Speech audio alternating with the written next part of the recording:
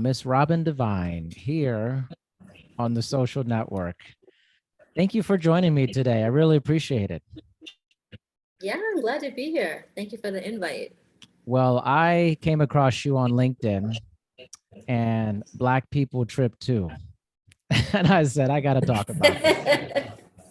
Yeah, How did you those come are up my with two this? things. How did you come up with this? Yeah, because well, I found psychedelics about 2 years ago.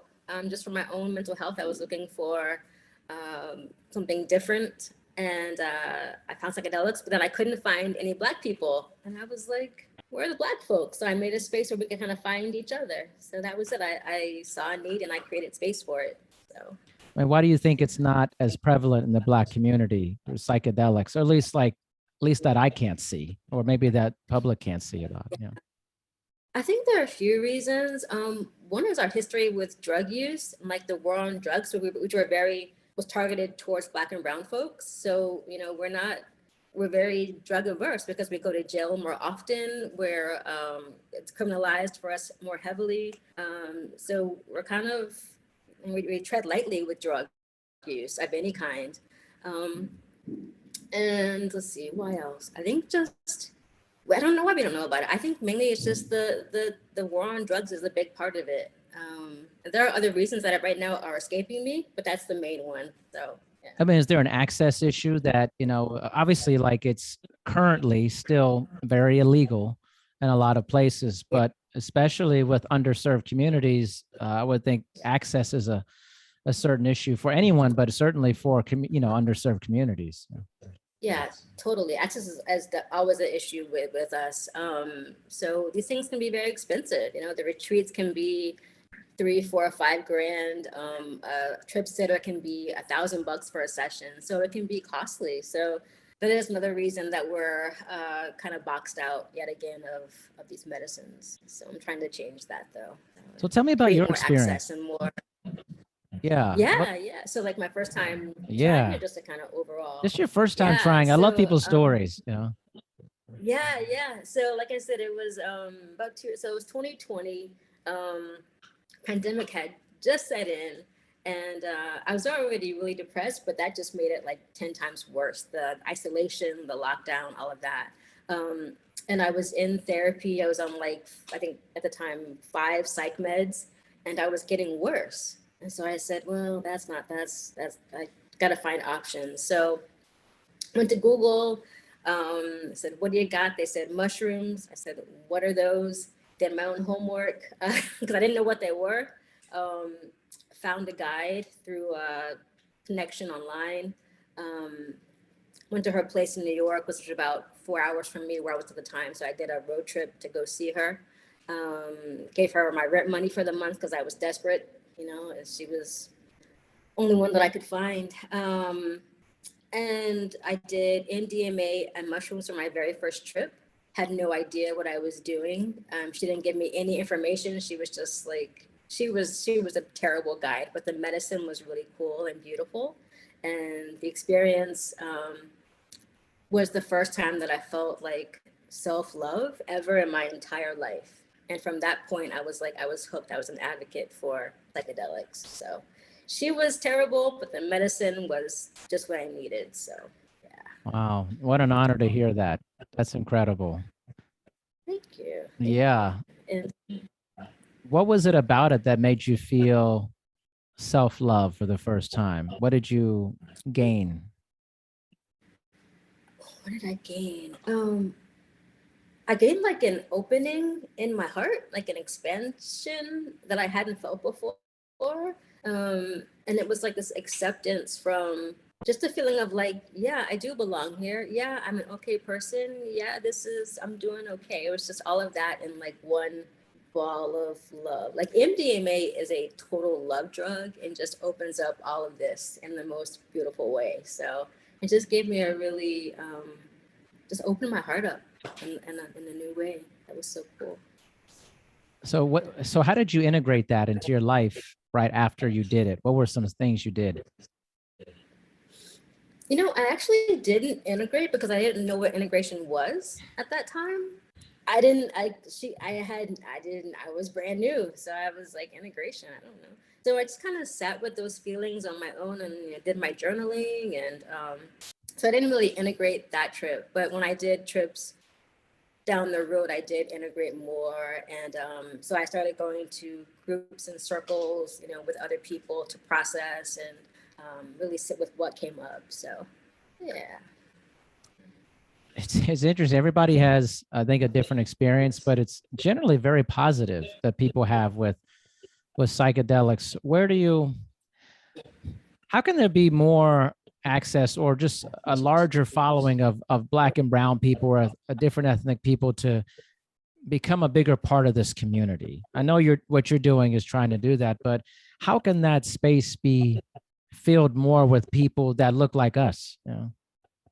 Yeah, I think it's happening, and which is really cool to see because I'm seeing more people that are creating spaces just for us, So I'm seeing more retreats that are just for, Black women or Black and brown folks. So I think it's happening. And I think we need more education, which is what I'm trying to do. So I do a lot of community outreach where I go to people's neighborhoods and just do small group info sessions and tell them about these medicines. Because I think one of the barriers is, and it was for me, we don't know about it.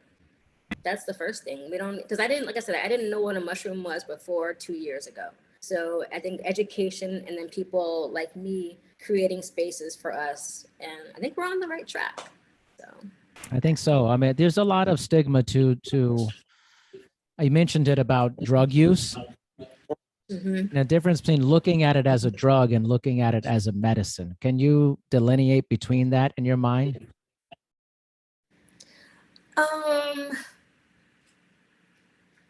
Can I? No, I can't, because in my mind, they're all the same. All drugs are medicines of some sort. I use the word medicine because people find that more palatable sometimes. So that's why I use that word. But I mean, drugs, at the end of the day, they're all just chemical compounds. And it's people that have attached, like, this is a good drug, this is a bad drug. They're no good or bad. They're just drugs. But I use medicine because people can sometimes hear that more than drug. So yeah. I think they're all chemical, they're compounds. That's it. Yeah. I think your language is so, like you said, it's palatable to say it's medicine or it's a molecule or that it's, that this thing may grow from the earth, makes people feel like this is more okay than something else. Or if you call it this versus that, it has a different connotation to it, Yeah, definitely. Like, when I first got into this space, psychedelics, I very much had the stance of, well, psychedelics or mushrooms are okay because they're natural, same way cannabis is natural. But like heroin or like meth, I don't know. But then I read Dr. Carl Hart's book, Drug Use for Grownups. I read that. Where he really broke it. Yeah, that changed my whole perspective. It's like, no, there's no morality when it comes to these drugs or medicines, whatever you want to call it. They're all just how we use them. It's what makes them, harmful or helpful. So that was a good book, actually. It's a very different book. Yeah, definitely. That's a good way to put it. Yes, it is. It's a different book because when you read it, you're like, what's happening here?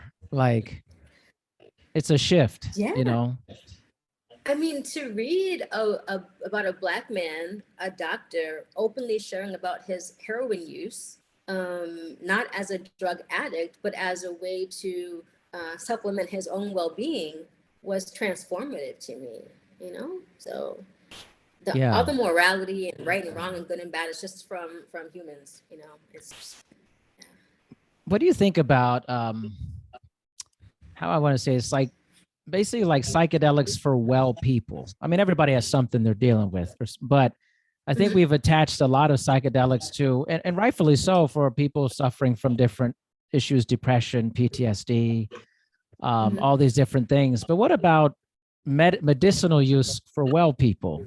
People generally feel good. Yeah. They just want to have a different, be more enlightened about their experience on Earth, Here's here's the thing. I support drug use across the board, whether you want to use it for mental health, for self-exploration, or just for fun and recreation. Like I'm gonna, whatever, okay. However you want to use it, I support it. I think it serves a purpose for mental health issues, for people who want to, do energy work but aren't really unwell, just want to learn more about themselves, and also people who just want to have fun. Like it serves a purpose for everybody who wants to use them for whatever reason. So yeah. I feel And like again, it's that morality. Yeah, I'm sorry, yeah. go ahead. No, I feel like the fun portion of it is something people don't necessarily like to talk about it. Like they almost always preface it within like, this is for an issue that I have. Again, this is a good Right. thing for that. But it's like, if you talk about, well, I just did it because I want to have a fun Friday night. Like, it's like almost like, well, there's nothing wrong. Like, why? Like, well, can't I just have a good time? Like, I mean, again, I think it's that morality piece that like tied to it. Like, well, I use edibles, but only for like anxiety and sleep. right. And whereas I do use that for like sleep at night, but I also do it for fun too, because it feels good. Yeah. So I'm very open about, I enjoy drug use of all kinds for different reasons. Some for mental health, some just to have a good time. Yeah. I have People are weird. Yeah, I have every Friday go ahead, ritual. sorry. I have every Friday ritual that I had taken edible, and I just love it. I just do it just for fun, just because I think I feel fun. I laugh a lot, have a good time with my family. I watch some movies, line up my snacks. It's incredible. Who doesn't want that? Like, yeah. I think people are so tied to like, we can't do this because, we can't just have fun. No, you can. You can't just have fun and do it for that. So I support it across the board. Yeah, that's cool that they share your ritual. I love that. Well, I think, it's certainly very important for people who are suffering from very difficult things. I mean, we know through the medication industry, pharmaceutical industry, there's so many difficult things about certain medications that, terrible withdrawal, price gouging, all this stuff. And you could have something, let's say like an edible that is relatively cheap and gives you a long lasting good feeling, but is not the severity of some of this pharmaceutical drugs that are really nasty for people in many ways.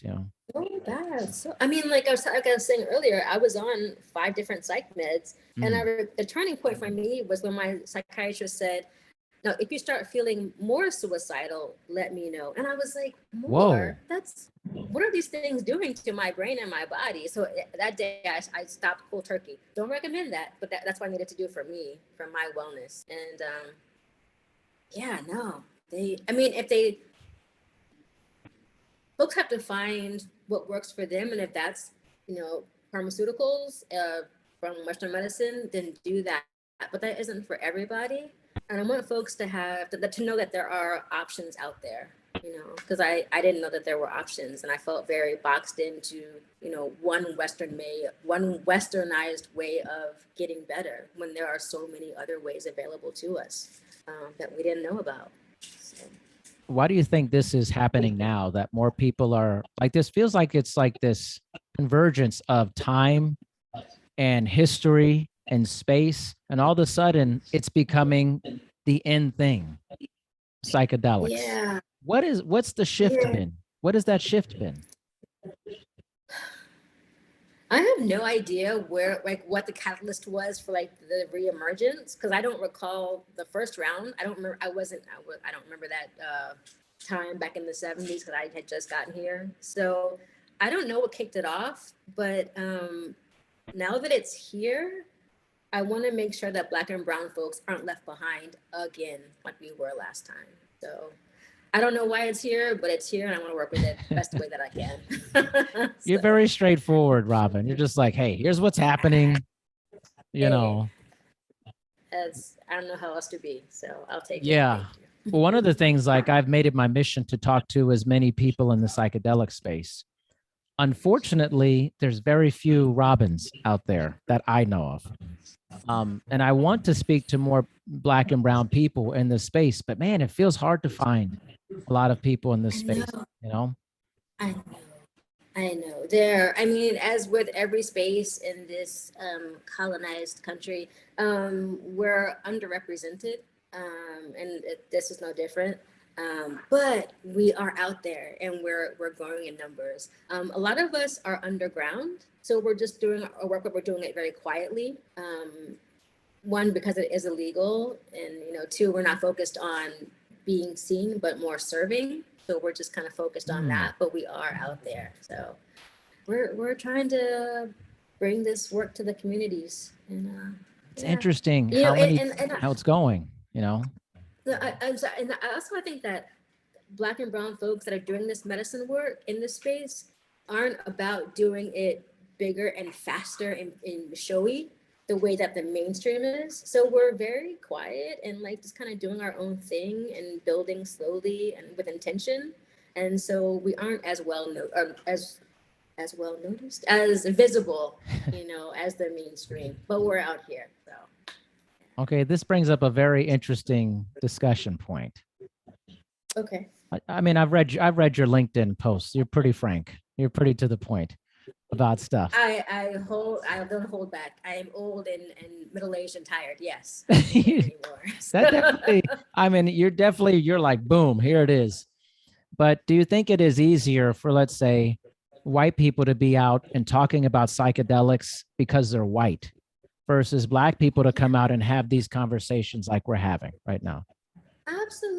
Absolutely. Like, I remember the first time I watched the Hamilton Morris documentary. What's it called? Hamilton's Pharmacopoeia. Yeah. Did you ever see that? I have. Yeah. And I remember there's one section or one episode where he was walking through a park with this guy, and they were just picking mushrooms. And then another scene, they were like out on a pier, taking LSD, just out in the open. And I said, let my Black ass try that.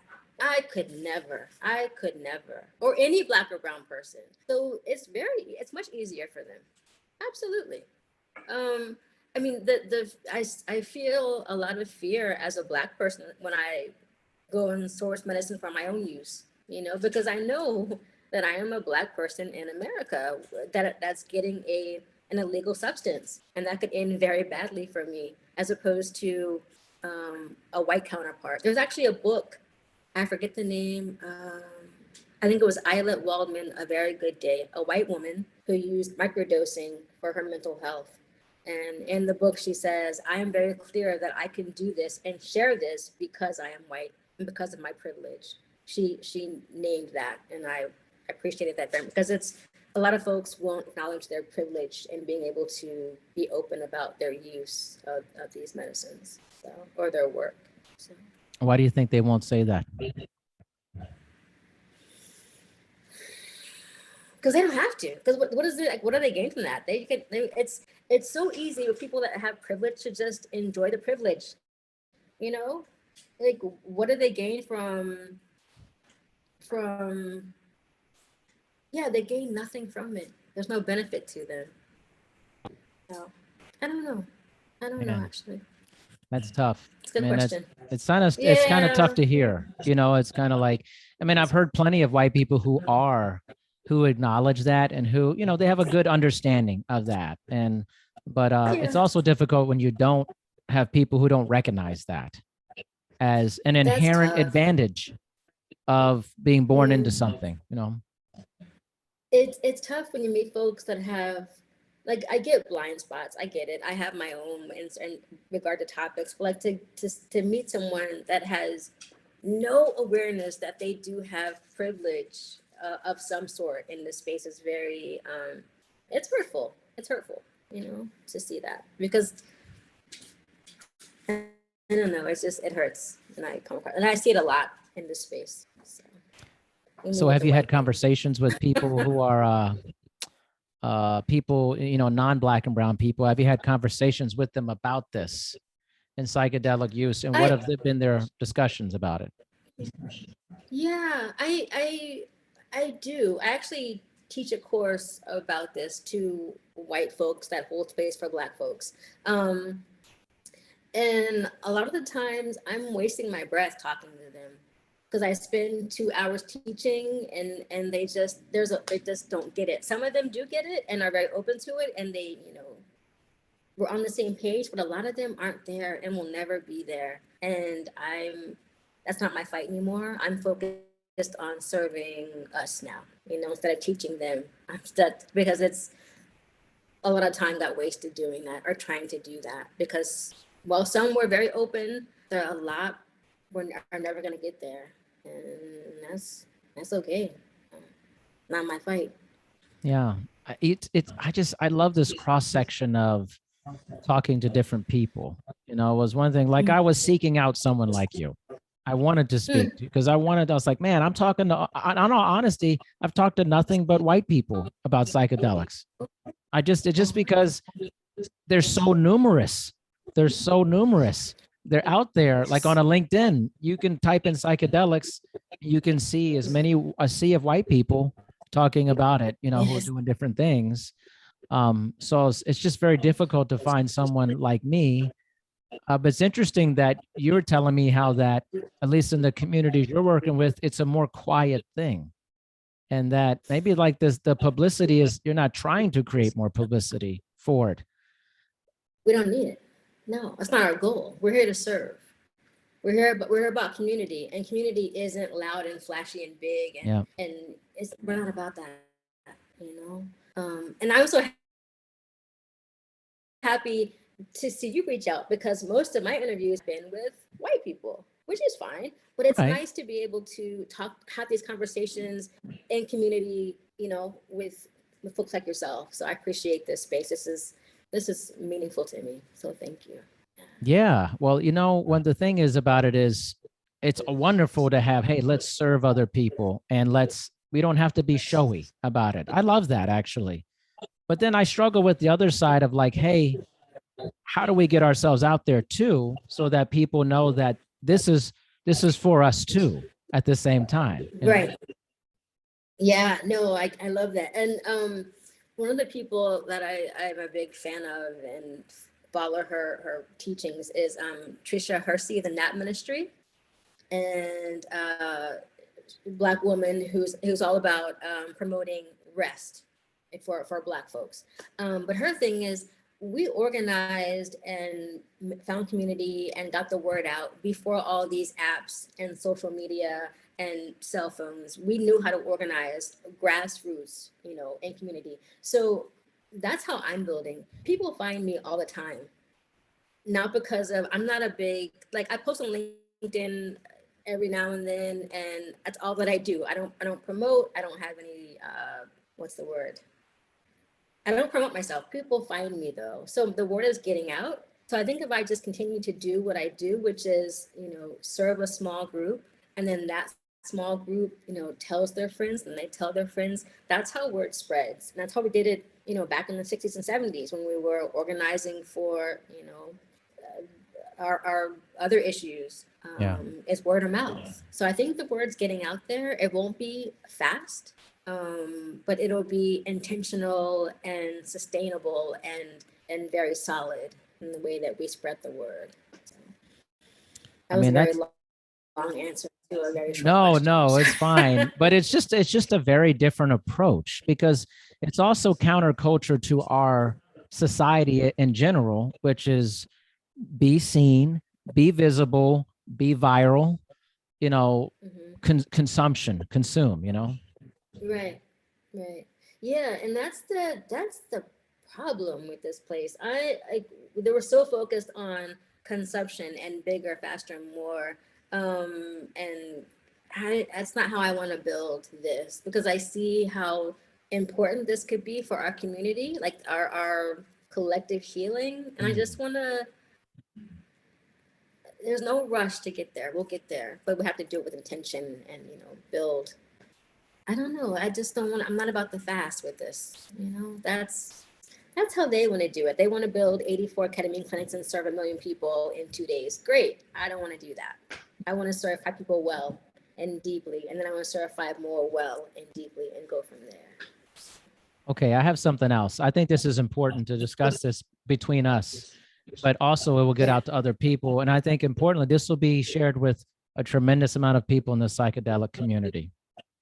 Talk about the healing. You mentioned that the collective healing for our ethnicity, people of our color, Black and brown people. Mhm. Maybe talk about why that's so important, that healing in our community with this medicine. Yeah, we've been through so much trauma.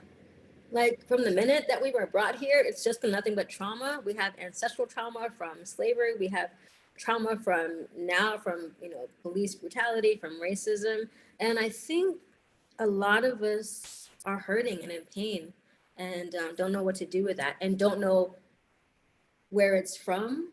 And it's ancestral. It's in our DNA, it's in our genes. And I feel like once we start to see that we aren't the problem, and it's just the trauma is what's causing all the issues, and start to use the medicine to unpack and heal that and mend that, we can really make some steps forward in our wellness, as a whole.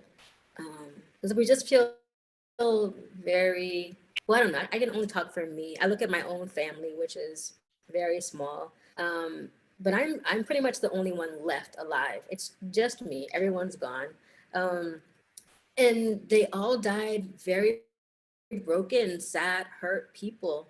Um, and it was just trauma and hurt. And so I want the next generation and the ones after that to not have to go through so much hurt and pain and trauma, and not like this doesn't have to be carried or passed down in any more than it doesn't have to be. So yeah, I want us to have some peace, because we've been hurting for a long time.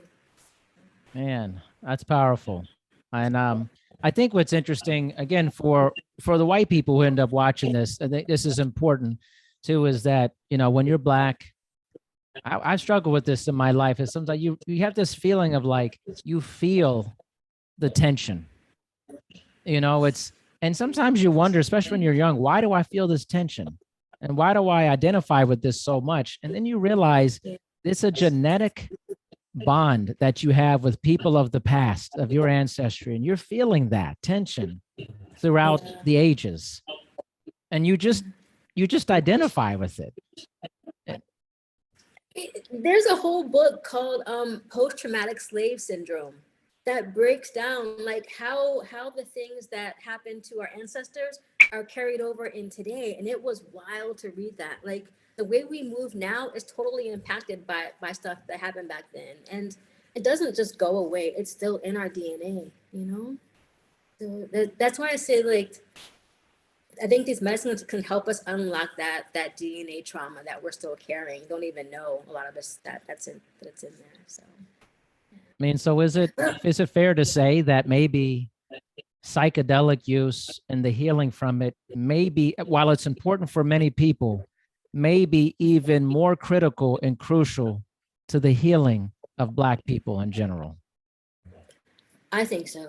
Absolutely. I think so. Yeah. And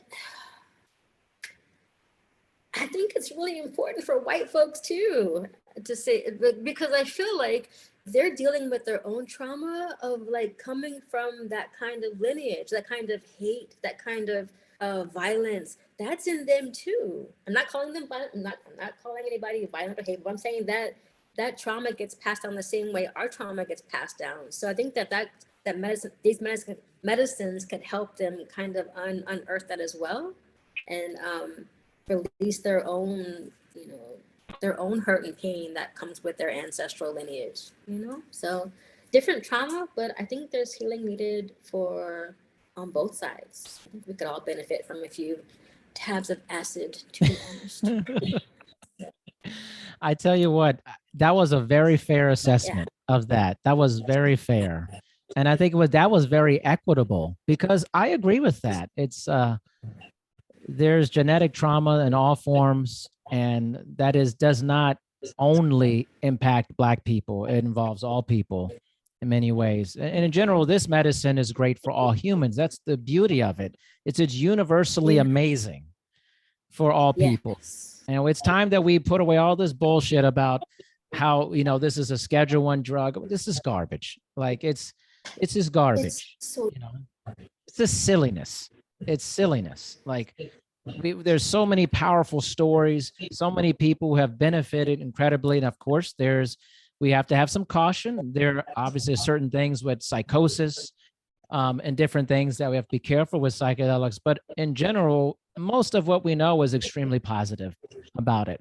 So what are we doing? What are we doing? You know? I have this question every day. I'm like, really? We're doing all, like, I'm watching what's happening in Oregon with them trying to legalize it, and just reading the what was the write up about, like, the guidelines. It was so much for mushrooms. This is about mushrooms that grow out. This is all of this for mushrooms. It's so ridiculous and silly, and it's all because they want to control this, because it opens up this, and people that are awake and aware, they make changes in the world, and they don't want that. They don't want no change. This was the crux of the 60s and 70s and our big turn away from psychedelics and governmental control and Schedule One, because you have a population of people who are starting to come awake. This hippie counterculture was like, wait a minute, I can live differently. I don't have to be in this monoculture. I can live on the land and have all this other stuff. And people fear that, especially governments. They fear that. They want to control people to have predictable behavior that is in alignment with the whatever laws and ideologies with it, you know? It's all about control. Yeah. Control. So I think, yeah, and psychedelics, open up so much, and we're, yeah, they scared, and they should be. Right. And then also too, it's psychedelics also confirms generally for a lot of people divinity. It gives them a huge sense of spirituality, and a more spiritually conscious, awakened society behaves differently. They just do, so I think there's bigger things at play here. I tell you, I've gotten more from my psychedelic, from actually one trip, than I've gotten from religion, than I've gotten from therapy. And I've done 4 decades of both. And psychedelics, one trip, I was like, oh, all this is made up. The truth is in here. And that scares a lot of people, that they can't control folks with religion or with their westernized ways. Like, it's all silly. My goodness. You've gone deep. You've gone deep down the rabbit hole. You've seen a lot of things. I have seen a few. Yeah. And I just want to bring folks, I don't know. I want folks to know that there are other ways to do this life thing. It ain't got to be this way. It's beautiful. Robin, can you please tell everyone how they can connect with your organizations and what you're doing to help Black people? Because Black people trip too, We do. We out here. Yes, I can. So you can find me online at blackpeopletrip.com. It's my website, where I have some guides available, resources people can purchase. I teach workshops for Black folks about education, for white folks about how to create safe space. I run the Black Psychedelic Equity Fund to raise money to help Black folks pay for therapy and education. And I'm sure I'm doing more, but that's all I can think of at the moment. So those are the main things that I'm working on. So. Yeah. Thank you, Robin, for your time. I really appreciate speaking with you. It was just a pleasure. Thank you so much. Dr. Parker, thank you. This was so much fun. I enjoyed this. Thank you.